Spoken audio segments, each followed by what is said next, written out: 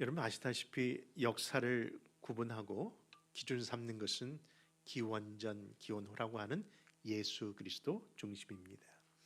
그래서 before Christ, 그렇죠? 예수님 전과 after, 예수님 후의 삶이 우리 모든 인류의 기준점인 것 다 고백하십니까? 그런데 어느 순간부터요, 우리의 인생에 그리고 이 역사에 그 기준점을 자꾸 바꾸려고 하는 것 같아요. 밀레니움 시대가 되었을 때 기억나십니까? 그때 이제 뭐 슈퍼컴퓨터가 이제 무슨 리셋하면은 세상에 큰 어려움이 올 것이다 하면서 그때 많이 나온 단어가 바로 컴퓨터에 대한 이야기였는데요. 바로 그런 컴퓨터가 대중화되면서 BC를 before Christ가 아니라 before computer, 그렇죠? 컴퓨터 before after로 그렇게 불려지던 시대도 있었습니다. 근데 불과 이제 5, 6년 전인가요? 2019년 코로나 전염병 이후에는요, 그것도 바뀌더라고요. 애프터 코비드, 그렇죠? 그래서 코비드 시대 전과 또 후가 이처럼 달라졌다. 그래서 오늘날 사는 시대는요, 뉴 노멀 시대. 정말 예전에는 그냥 늘 하던 시대가 삶이 아니라 이제는 새로워진 시대에 적응해야 된다. 그러다 보니까요, 매일 출근하고 일을 하는 것이 아니라 얼마든지 온라인상에서도 일을 할 수 있는 세대가 되었고, 이제는 같이 뭉쳐야 하지만은 도리어 이제는 흩어져야 사는 세대로, 그런 것처럼 뉴 노멀 시대를 우리가 겪고 있는 모습입니다. 근데요, 우리가 요즘은 무슨 시대냐고 물어봤더니요, 요즘은요 바로 AI 시대라고도 다 얘기하더라고요. AI, 아마 이 안에 연세가 이제 내일 모레 90이고 100살이 되신 어른들도 이제는 그게 무슨 이야기인 줄 아실 겁니다. 그렇죠. 컴퓨터가 이제 인터넷으로 인해서 모든 인공지능이 이 사회를 운영해 나간다는 것이죠. 그래서 지금은요, before after AI 시대라고도 이야기하고 있습니다. 근데 여러분, 이 AI 시대에 여러분들 잘 쫓아오고 계십니까? 그래서 교회에서도요, AI 시대에 얼맞는 카톡, 슬기로운 카톡 생활이라는 주제로 여러분들 했지만은 많은 분들이 관심이 없으시더라고요. 초월하신 겁니까? 아니면은 마스터하신 겁니까? 근데 여러분, 많은 분들이 두려워합니다. 요즘은 DMV에 가셔도요, 종이로 뭐 시험을 보는 게 아니라 컴퓨터 앞에서 뭐들 해야 된다니 문맹이고요. 컴퓨터도 모르신 분들은 참 어렵다는 얘기하면서 앞으로 어떤 세대가 되면 나는 어떻게 살아야 될까 걱정하는 어른들이 많으시더라고요. 그렇습니다.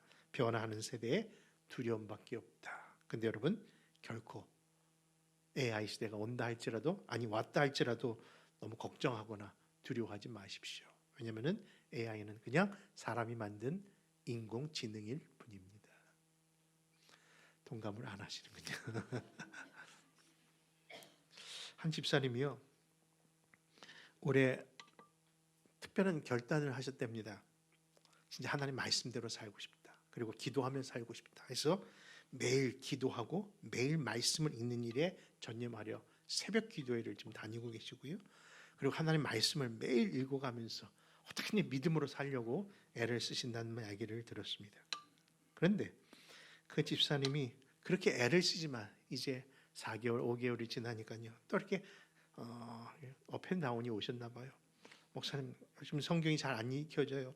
요즘 기도가 잘 안 됩니다. 라는 모습들을 보인다는 겁니다. 그 순간 갑자기 AI에게 이렇게 기도가 안 될 때 어떻게 하면 좋겠냐고 한번 물어봐야 되겠다 해서 AI에게 물어봤답니다. 내가 지금 기도가 막혔는데 어떻게 해야지? 했더니 AI가 이런 답변을 주었다고 합니다. 기도가 막히셨다면 빨리 911에 연락하십시오. 여러분, 컴퓨터는요, 그 기도가 그 기도인 줄 모르고, 그렇죠, 숨이 막히는 줄 알고 911에 연락을 하라고 하는 겁니다. 여러분, AI는요 이처럼 우리의 속사람을 모릅니다. 여러분, 그리고 그는 우리를 도울 수가 없습니다. 그러나 여러분, 우리가 믿고 의지하는 하나님은요, 심지어는 구하지 않은 것까지도 다 아심 받으시는 진짜 전능자이십니다. 근데 더 놀라운 사실은 뭡니까? 그 전능자가 우리 아버지시라는 겁니다. 그러므로 내가 평생 의지하고 따라야 할 영적 기준은 바로 다른 것이 아니라 하나님이며 하나님의 말씀이며 예수 그리스도인 줄 믿으신다면 나같이 감사합니다. 그런 의미에서요, 5월 마지막 주 이 가정의 달을 보내면서 우리 가정이 정말 복된 가정 되기를 원한다면 그 기준도 있지 않을까? 그 비결이 무엇인가? 그 의문 안에 오늘 주어진 20편 128편을 통해서 그 말씀을 나누고자 합니다. 여러분, 어떻게 해야 우리가 정말 이 변화무쌍한 세대에 변치 않고 복된 가정을 이룰 수 있는지, 그 복이 잠시만의 복이 아니라 영원한 복이 되는지, 여러분 그 말씀을 오늘 본문 1절에서는 아주 클리어하게, 단호하게, 확실하게 이렇게 말씀합니다. 1절 한번 그런 서론적 배경을 가지고 한번 읽어보시렵니까? 같이 읽습니다. 시작. 여호와를 경외하며 그 도를 행하는 자마다 복이 있도다. 그렇습니다. 인간이 그렇게 원하는 그 복의 근원은 우리 여호와 하나님이십니다. 여러분, 최고의 건축가는 그 설계한 사람이라는 말이 있습니다. 그렇습니다. 가정이라는 공동체를 처음 설계하신 그분이 하나님이시기에 가정의 그 복은요, 설계자의 뜻에 따라, 설계자의 그 의도에 따라 그것을 행할 때 온전한 복을 받게 되어 있는 겁니다. 여러분, 아무리 똑똑하고 학박사를 나온 그런 청춘 남녀라 할지라도요, 가정을 가지면서 여러분 복된 가정, 행복한 가정을 꿈꾸며 시작을 했지만 몇 년 지나면요, 그것이 힘들다고들 고백하는 것들을 많이 보지 않습니까? 저도 결혼한 지 지금 왜 이렇게 결혼 몇 년인지 헷갈리죠. 네, 또 야단을 맞을 것 같은데 하여튼 30년은 넘었습니다. 네, 35년인 것 같아요. 네, 근데 35년을 살아도요, 나만이 아니라 여러분들도 마찬가지인 것 같아요. 아내가 하는 그 표정, 그 단어, 의도 다 이해하십니까? 그렇죠? 그냥 말만 안 해도 서로 해야 되는데 언제 얘기했다고 그러냐면서 들은 기억이 없는데 나이를 먹고 보니까요, 저도 늙어가는지 이제는 뭐예요? 듣고 싶은 것만 듣는 것 같아요. 그래서 분명히 뭔 얘기를 들었는데 불구하고 그 표정, 그 이야기를 잘 못 알아듣습니다. 가뜩이나 영어도 못 하는데 이렇게 한국말도 잘 안 되는 그 가정의 안타까운 모습, 여러분 그저 행복한 것을 바란다고 되는 것이 아니라 진짜 가정의 행복에 특별한 비법이, 비결이 있지 않을까요? 근데 성경은 오늘 아주 그것을 클리어하게 말씀하고 있다는 겁니다. 뭐라고요? 여호와를 두려워하고 그분을 제대로 섬기면 분명히 그 길을 인도하신다고 말입니다. 여러분, 그렇습니다. 그 걸음만 인도하실 뿐이 아니라 분명히 주님께서 그 복 안에 우리를 누리게 할 줄 믿는 겁니다. 이어서 2절에서는요, 그렇게 하나님을 경외하고 그 말씀의 도를 따르는 자에게 다음과 같은 약속이 주어졌네요. 우리 2절 한번 같이 한번 또 읽습니다. 시작. 내가 내 손이 수고한 대로 먹을 것이라. 내가 복되고 형통하리로다. 여러분, 특별히 2절에 수고한 대로 먹을 것이다 라는 게 요즘 왜 이렇게 마음에 와닿는지 모르겠습니다. 왜냐고요? 요즘 수고한 대로 누가 제대로 먹고 사람이 어디 있습니까? 누구 말대로 안 오르는 건 두 가지밖에 없다며요. 애 성적표하고 와이프, 남편, 찌꼬리 맞는 월급. 그는 왜 이렇게 안 오르고 모든 것이 다 오르는 이 시대에 여러분 정말 수고한 대로 먹을 수만 있다면 얼마나 좋습니까? 소위 2%의 부자들이 만들어 온 세상 앞에 우리가 그냥 있어도 힘들어도 그것을 해야 되는 이 공평한 시대에 새벽부터 저녁 늦게까지 아무리 일해도요, 집세 내면 아무것도 없고요.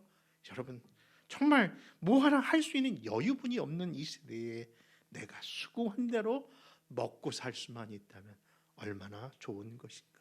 근데 사실 우리가 수고해도 우리가 충분한 것을 누리지 못하는 이유는 어디에 있는가? 사실요, 우리의 수고가 헛된 수고가 되었을 때 그런 일이 나타나지 않을까요? 여러분 오늘 본문으로 삼은 시편 128편 앞편에 보면요 127편 1절에 이런 말씀이 있습니다.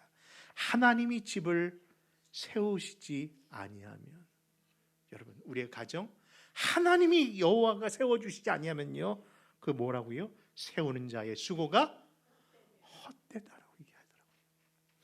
여호와께서 성을 지키지 아니하시면은 파수꾼이 밤새워 지켜도요 그것이 헛된 것이라고 말씀하시는 것을 보면은 가정의 주인, 우리의 삶의 주인은 오직 여호와 하나님, 우리 주 예수 그리스도인 줄 믿는 겁니다. 여러분, 그러므로 가정에 우리 주인을 여러분 다른 사람이 아니라 다른 어떤 누구가 아니라 바로 주임으로 모시는 그런 복된 성도들 되시기를 축원합니다. 그리고 3, 4절에서는요 하나님을 경외하는 복된 가정에 주신 그 복이 다른 것이 아니라 바로 우리의 가정, 우리의 가족들이라는 것을 이야기하고 있네요. 여러분 믿으십니까? 정말 최고의 복이요 우리 가족이더라고요. 며칠 전에 결혼식을 갔다 왔는데요. 제가 저희 딸이 지금 30이 넘었는데 우리 아이들이 참 좋은 남자 만나서 가정을 이루는 것을 그렇게 원치 않았습니다. 왜냐하면 얘네들이 키워놨더니요 이제는 직장을 가서 월급을 타오니까 꼬박꼬박 아빠에게 좋은 것을 해주고 용돈을 줬는데 그 맛이 얼마나 좋은지 죄송합니다. 굳이 이걸 내가 모르는 논팽이한테 논팽이가 아니군요. 하여튼 그런 애한테 줄 수가 없더라고요. 그래서 딸이 어떻게든 좀 천천히 가든 아니면 안 갔으면 좋겠다는 마음으로 같이 있는 게 즐겼는데 지난주에 어떤 복된 결혼식을 보고요. 결혼이라는 게 자녀에게 결혼이라는 게 그 아이를 뺏기는 것이 아니라 또 다른 가족이 늘어난다는 것이 생기면서 기도해 줘야 되겠다. 빨리 더 기도를 많이 해야겠다. 여러분 가정이요 정말 복된 가정은 그 가정의 가족들이 이처럼 화목하고 믿음 안에 산다는 것이 얼마나 복인가. 그 복이 우리 모두에 있기를 소원합니다. 그래서 오늘 본문 3절과 4절은요 바로 내 가족이 어떤 존재인지를 이렇게 말씀합니다. 같이 읽습니다. 시작. 내 집 안방에 있는 내 아내는 결실한 포도나무 같으며 내 식탁에 둘러앉은 자식들은 어린 감람나무 같으리로다. 여호와를 경외하는 자는 이같이 복을 얻으리로다. 아멘. 여러분 방금 읽으신 바와 같이 3절에 집에 있는 아내를 포도나무에 비유하고 있고요. 그리고 또 말씀해 보니까 식탁에 둘러 있는 자식을 무슨 나무? 감람나무에 비유하고 있음을 봅니다. 여러분 아니 나무도 여러 가지 나무가 많은데 왜 하필이면은 그 가족을 감람나무 또는 포도나무라고 비유하셨을까요? 이 포도나무 감람나무는요 이 중동 지역에서 공통적인 특징이 있습니다. 평화 또는 블레싱이라는 의미를 갖고 있는 두 나무의 공통적인 특징은요 다른 나무에 비해서 풍성한 열매가 보장되어 있다는 거예요. 여러분 아름다움으로만 한다면 장미나무라도 해야 되고 다른 것을 한다면은 그냥 다른 것으로 표현할 수 있는데 굳이 이것을 포도나무, 감람나무 하는 것은 작은 열매이지만 그것이 아주 풍성하게 열매를 맺는 그 가족임의 모습을 드러내는 것이죠. 그런데 더 귀한 것은요 이 나무는 자기들만 위한 것이 아니라 다른 일을 더 이롭게 하는 나무라는 겁니다. 여러분 감람나무의 영어 이름이 뭐죠? 올리브 트리죠. 올리브 트리. 근데 올리브 트리의 그 스펠링이 어떻게 됩니까?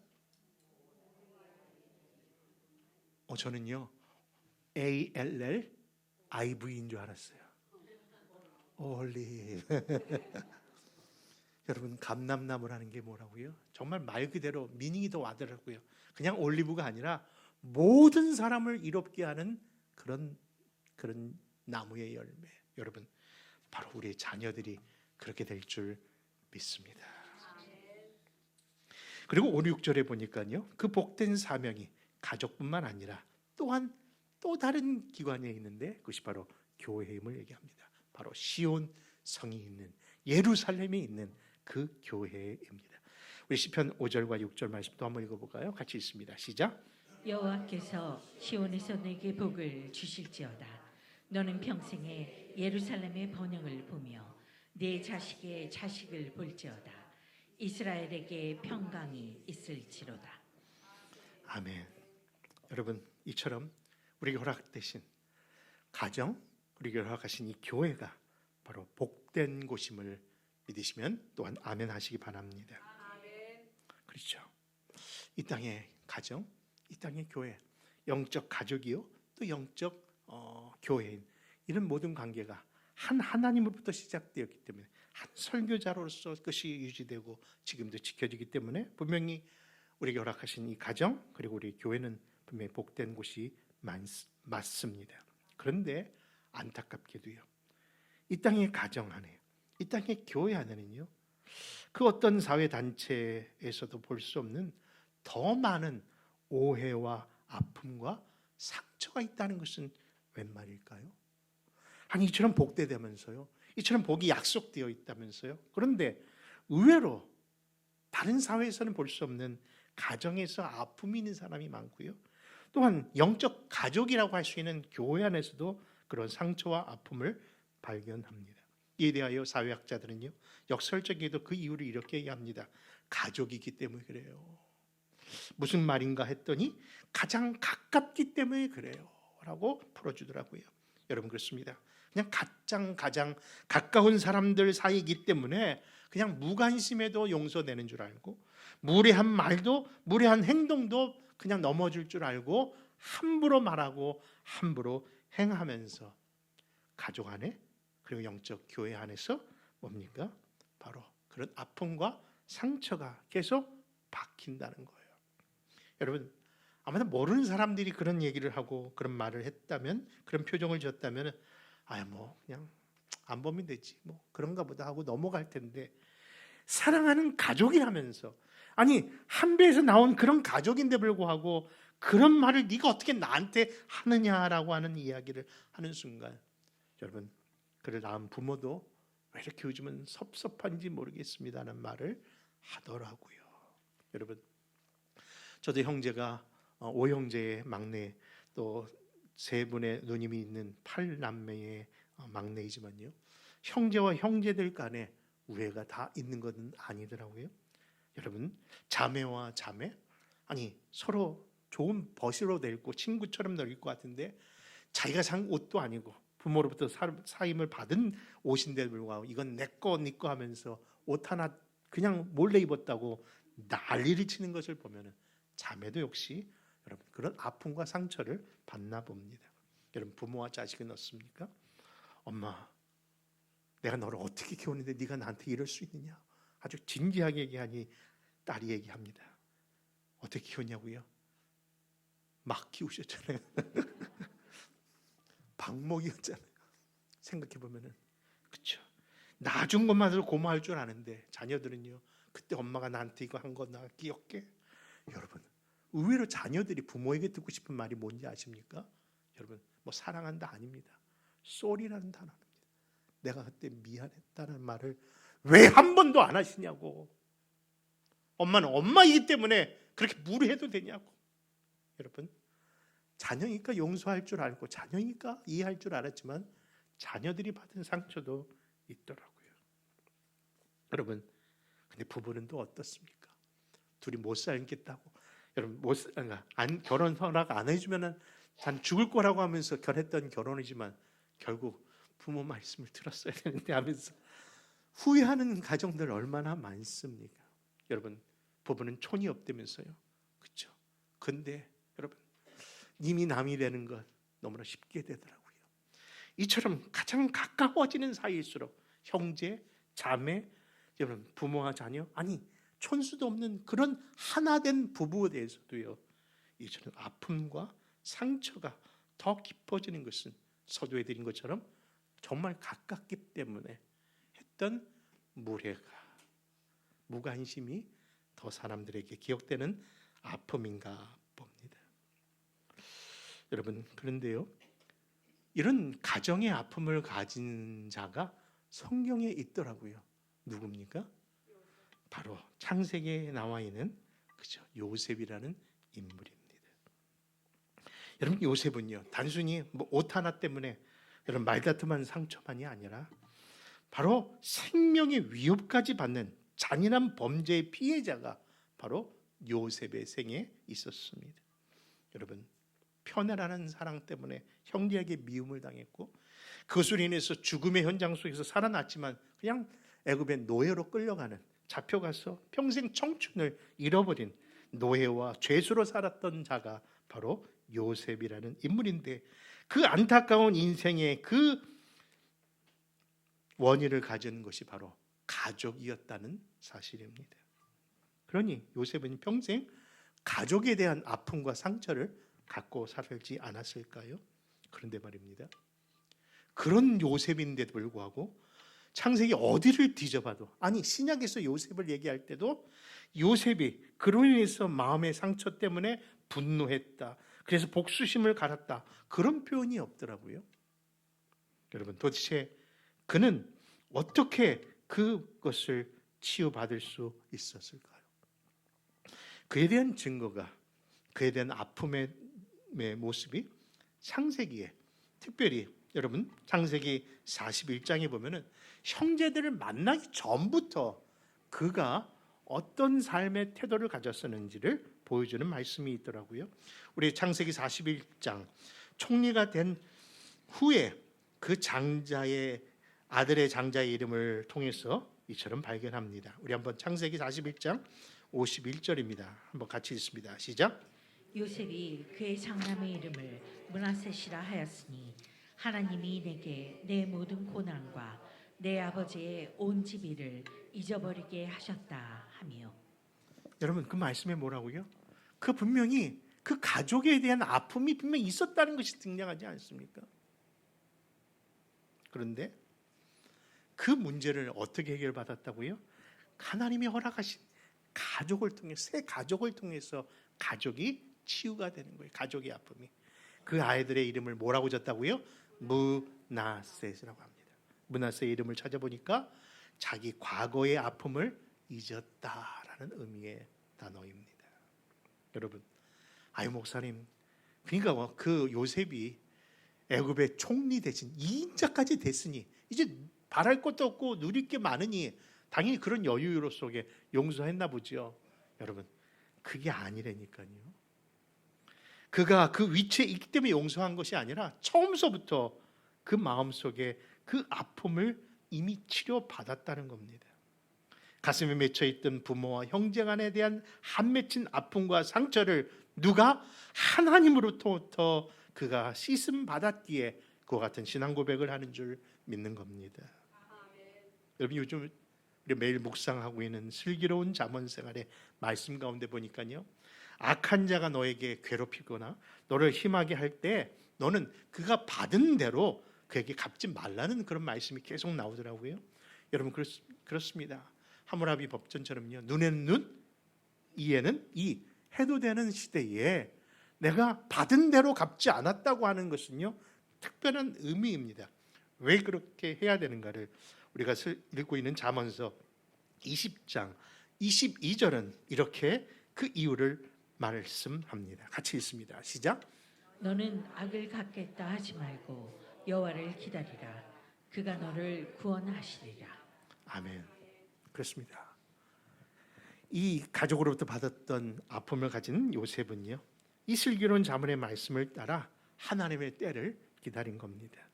하나님이 분명히 노예로 팔아넘겼던 그 형들을 바로 용서할 수 있는 그 날을 바로 허락하신다는 것을 믿었는지 정말 그 날이 왔을 때 그는 이렇게 고백합니다. 우리 창세기 50장 19절에서 21절, 좀 긴 말씀이지만은 다시 한번 그 배경을 가지고 이 말씀을 읽습니다. 시작. 요셉이 그들에게 이르되 두려워하지 마소서. 내가 하나님을 대신하리이까. 당신들은 나를 해하려 하였으나 하나님은 그것을 선으로 바꾸사 오늘과 같이 많은 백성의 생명을 구원하시려 하셨나니 당신들은 두려워하지 마소서. 내가 당신들과 당신들의 자녀를 기르리이다 하고 그들을 간곡한 말로 위로하였더라. 여러분, 어떻게 이렇게 할 수 있었냐고요?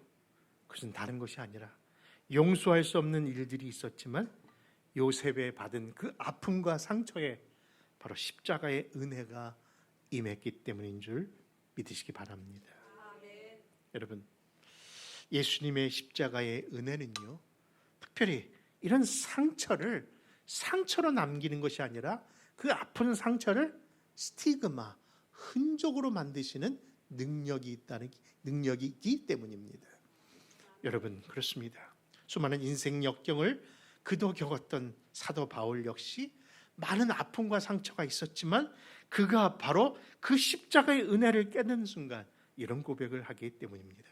여러분, 갈라디아서 6장 17절의 말씀 다시 한번 우리 한번 읽어볼까요? 같이 읽습니다. 시작. 이후로는 누구든지 나를 괴롭히지 말라. 내가 내 몸에 예수의 흔적을 지니고 있노라. 아멘. 여러분, 흔적이 영어로 뭐라고 표현한다고요? 그렇죠. 스티카. 우리가 말하는 스티카라고 하잖아요.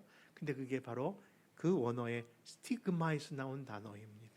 그러니까 내 안에 상처는요, 이게 뭐야라고 평생 아픔으로 기억되지만요, 이 아픔이 도리어 예수 십자가의 능력으로 인하여 뭐가 해요? 예수님이 나를 함께 하셨다는 흔적으로 바꾸어지는 역사가 이 스티그마의 역사임을 사도 바울이 고백한 겁니다. 그렇습니다. 우리의 상처를 이기고 나를 살리고 또한 가정을 살리는 그 흔적의 능력이 바로 늘 변함없는 예수 그리스도인 줄 믿습니다. 그 십자가의 능력을 베드로도 이렇게 고백합니다. 우리 한번 베드로전서 2장 24절과 25절 또한 읽고 말씀을 정리합니다. 같이 읽겠습니다. 시작. 친히 나무에 달려 그 몸으로 우리 죄를 담당하셨으니 이는 우리 죄로 대하여 죽고 의에 대하여 살게 하려 하심이라. 그가 채찍에 맞음으로 너희는 나음을 얻었나니 너희가 전에는 양과 같이 길을 잃었더니 이제는 너희 영혼의 목자와 감독 되신 이에게 돌아왔느니라. 아멘. 여러분, 서론에서 말씀드린 것처럼 가장 복된 곳이 우리의 가정이고 또 우리의 교회이지만 안타깝게도 이 땅의 가정, 이 땅의 교회는요, 원치 아니하는 아픔과 상처를 겪을 수 있습니다. 근데 우리는 이제 그것을 상처라고 부르지 않게 되면 바로 예수 그리스도의 십자가의 능력을 경험함으로 인해서 더 이상 아픔, 상처라 표현하지 않고 예수 그리스도의 흔적이라고 표현하게 된 겁니다. 사랑하는 성도 여러분, 그렇습니다. 이제 또다시 그런 일이 경험될 때에 왜 나에게 이런 일이 일어나는가? 꼭 이런 일을 당해야만 하는가? 저 사람을 용서해야 되는가?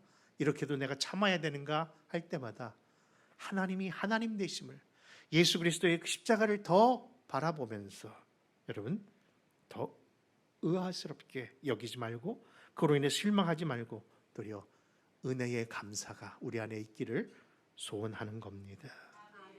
그렇습니다. 십자가는요, 바라보면은 그냥 십자가이지만 그 십자가를 그러니까 우리가 믿고 따르면요 더함의 역사가 있다는 것. 그래서 십자가를 자세히 보면은 더하기 표시잖아요. 근데 그 아픔을 내가 지고 따라가면 십자가가 누워지는 순간에 더하기가 뭐로 변한다고요? 곱셈으로 변하는 것처럼. 여러분, 분명히 하나님께서 우리에게 더함의 축복 그리고 배의 축복을 주실 줄 믿는 겁니다.